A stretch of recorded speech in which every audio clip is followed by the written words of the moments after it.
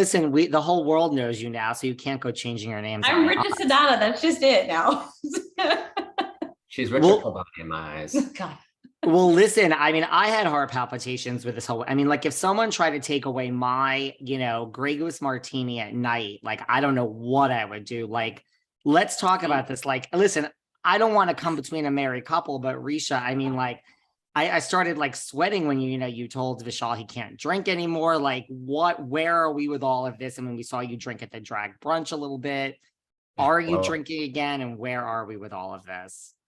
You wanna address it?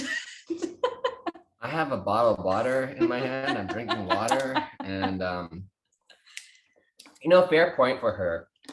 I blacked out in our reception, and I didn't make it back to our room, and I get where she's coming from, that we planned this epic wedding just for me to fail at the very end and not show her, like the man that I am, that I can, seal the deal at the end of the night.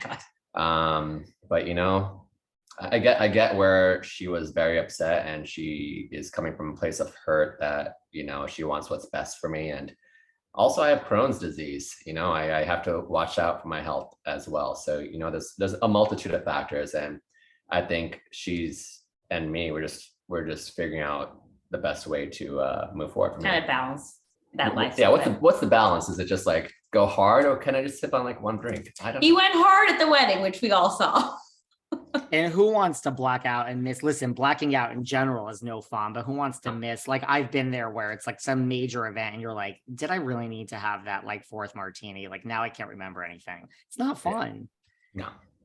Well, like this is Bravo. So, I mean, we did see a little bit of drama at the wedding. We have Anisha shows up. I mean, then you guys had this dinner after. I mean, were you really shocked to see her there? I mean, did you guys really think she wasn't going to be there? I mean, I know there was some back and forth about this RSVP.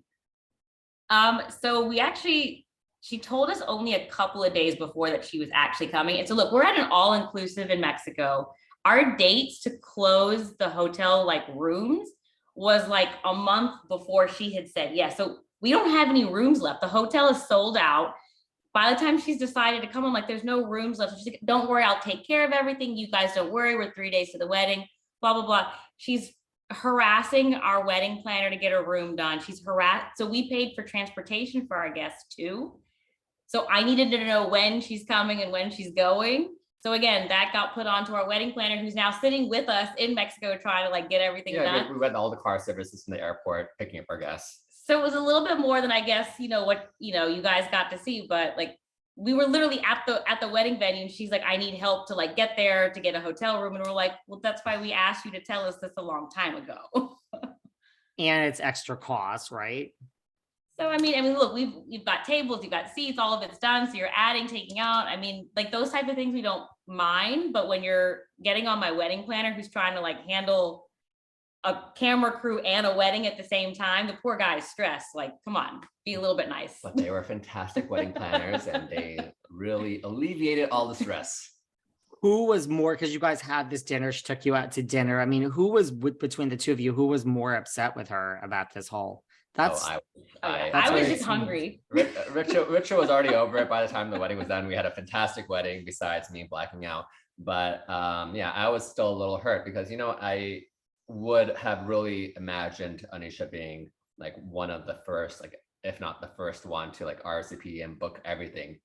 So just that lack of communication, where I think in the beginning, I was the one that was really not the one communicating well in our friendship. And now the roles have reversed. So I just expected us to be on the same wavelength as far as our communication with each other.